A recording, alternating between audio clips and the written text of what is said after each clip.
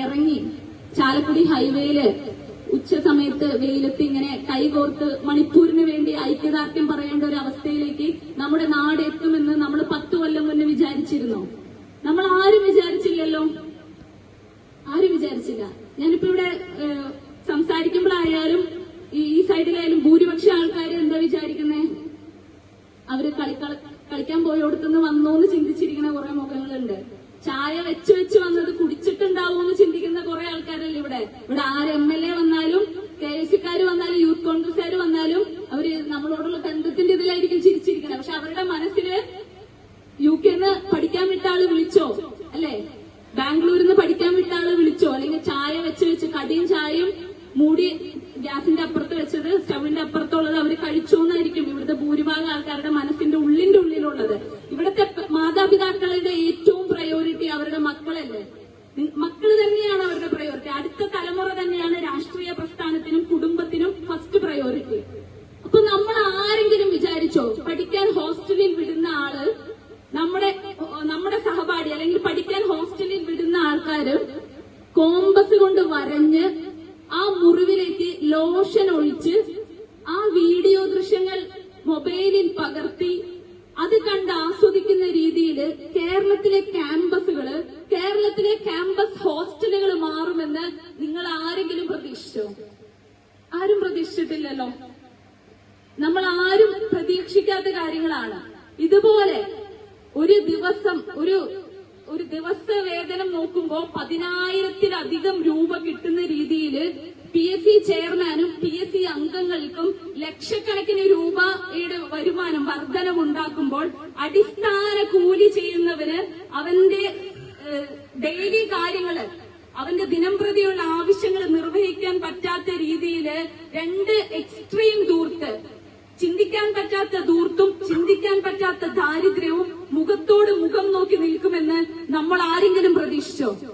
പഠിച്ച് രാത്രി പകലാക്കി പഠിച്ച് PSC ലിസ്റ്റിൽ ഇടം പിടിച്ചവര് സെക്രട്ടേറിയറ്റിന്റെ മുൻപിൽ മുട്ടിലിഴഞ്ഞ് സമരം ചെയ്യേണ്ട ഗതികേട് വരുമെന്ന് നമ്മൾ ആരെങ്കിലും വിചാരിച്ചോ? കുറെ നാൾ മുന്നേ നമ്മൾ വിചാരിച്ചു UK പോകണം, കാനഡയിൽ പോകണം.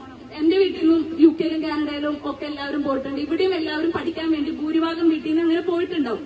മധ്യ കേരളത്തിലെ തൃശ്ശൂര്, കോട്ടയം, എറണാകുളം, പത്തനംതിട്ട, ഇടുക്കി ഭാഗങ്ങളിൽ 90% വീടുകള് മക്കൾ പുറത്താണ്. അപ്പൊ അവർ അക്കാഡമിക് എക്സലൻസിന് വേണ്ടി ഏതെങ്കിലും ഒരു കോഴ്സ് പഠിക്കാൻ, മികച്ച വിദ്യാഭ്യാസത്തിന് വേണ്ടി, ഗ്ലോബൽ എക്സ്പ്ലോഷറിന് വേണ്ടിയിട്ട് അവര് പുറം രാജ്യത്തേക്ക് പോയാൽ നമുക്കത് അഭിമാനിക്കാം, നമുക്കത് വലിയ നേട്ടമായിട്ട് കാണാം. പക്ഷേ കേരളത്തിൽ നിൽക്കാൻ പറ്റില്ല. ഈ നാട്ടിൽ നിന്ന് എങ്ങനെയെങ്കിലും ഒന്ന് പോയാൽ മതി എന്ന് വിചാരിച്ച് വീട്ടില് 2 മക്കളുണ്ടെങ്കിൽ 2 പേരും, 3 മക്കളുണ്ടെങ്കിൽ 3 പേരും വിദേശത്തേക്ക് പലായനം ചെയ്യുന്നുണ്ടെങ്കിൽ നമ്മുടെ നാട് യുവജനങ്ങൾ തിരഞ്ഞെടുക്കാൻ പറ്റാത്ത രീതിയിലേക്ക് മാറിക്കൊണ്ടിരിക്കുകയാണ്. ഇവിടെ കൂടുതലൊന്നും പറയുന്നില്ല. അടുത്ത തലമുറ നമ്മൾ വിചാരിക്കാത്ത രീതിയിൽ നമ്മുടെ അടുക്കളയിലേക്ക് വിലക്കയറ്റം ബാധിച്ചിട്ടുണ്ടെങ്കിൽ, നമ്മുടെ മതവിശ്വാസങ്ങളെ അടിച്ചമർത്തുന്ന രീതിയിലേക്ക് ഇവിടുത്തെ രാഷ്ട്രീയ കക്ഷികൾക്ക് നമ്മളോട് നേർക്കുനേർ വെല്ലുവിളിക്കാനുള്ള ധൈര്യം സംഭവിച്ചിട്ടുണ്ടെങ്കിൽ, നാളെ ഇതിലും ഭീകരമായിട്ടുള്ള ഒരു അവസ്ഥ ഉണ്ടാകുമ്പോൾ അടുത്ത തലമുറ നമ്മളോട് ഒരു ചോദ്യം ചോദിക്കും. ഈ വാർഡിലൊരു പ്രശ്നം, കുറെ നാള് നീണ്ടു നിൽക്കുന്ന ഒരു പ്രശ്നം ഉണ്ടെങ്കിൽ നിങ്ങൾ വാർഡ് പ്രസിഡന്റിനോട് എന്താ ചോദിക്കാം? തുടങ്ങിയ സമയത്ത് എവിടെയായിരുന്നു? അങ്ങനെയല്ലേ ചോദിക്കാം. ഇത്ര നാൾ എവിടെയായിരുന്നു എന്ന് എന്തായാലും ചോദിക്കില്ലേ? ഇവിടെ MLA കുറെ നാളായിട്ടൊരു പ്രശ്നം ഉണ്ടെങ്കിൽ നമ്മൾ സനീഷേട്ടനോട് ചോദിക്കില്ലേ?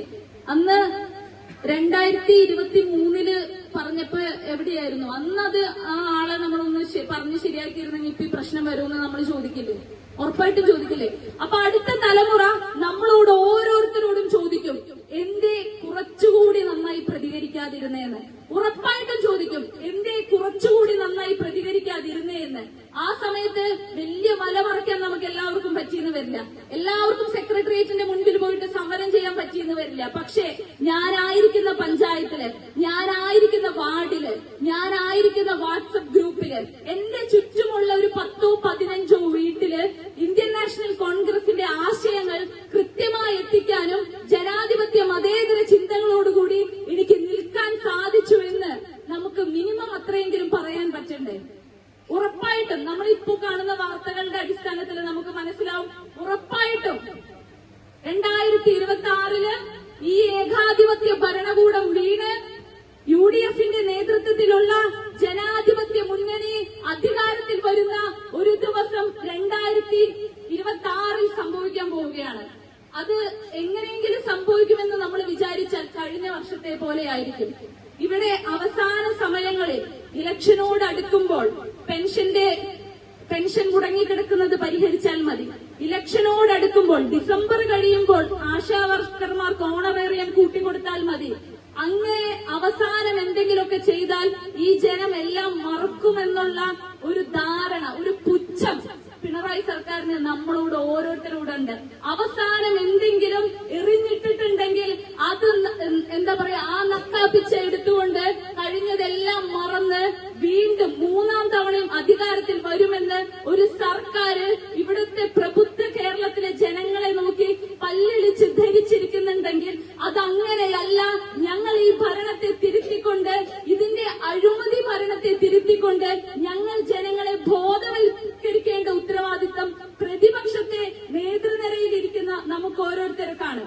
എന്തുകൊണ്ട് ഈ രാജ്യം ഇങ്ങനെയായി, എന്തുകൊണ്ട് ഈ നാട് ഇങ്ങനെയായി എന്ന് ചോദിക്കുമ്പോൾ ഞങ്ങൾ കൃത്യസമയത്ത് പോരാടിയിരുന്നു, നമുക്ക് തിരുത്തേണ്ട സമയത്ത് നമ്മൾ തിരുത്തിയിരുന്നു എന്ന് പറയാൻ നമുക്ക് ഓരോരുത്തർക്കും സാധിക്കണം. ഇവിടെ ഗാന്ധിയുടെ കുടുംബ സംഗമത്തിൽ, മഹാത്മാഗാന്ധിയുടെ പേരുള്ള കുടുംബ സംഗമത്തിൽ നിൽക്കുമ്പോ ഗാന്ധിജി ഒരു ദിവസം ആശ്രമത്തില് അവിടുത്തെ കർഷകരുടെ പ്രശ്നം പരിഹരിച്ചുകൊണ്ടിരിക്കുകയായിരുന്നു. അപ്പൊ മൗണ്ട് ബാറ്റൺ, അറിയാലോ മൗണ്ട് ബാറ്റനെ കേൾക്കാത്ത ആരും ഉണ്ടാവില്ല. അപ്പൊ സൂര്യൻ അസ്തമിക്കാത്ത സാമ്രാജ്യത്തിന്റെ ഭരണം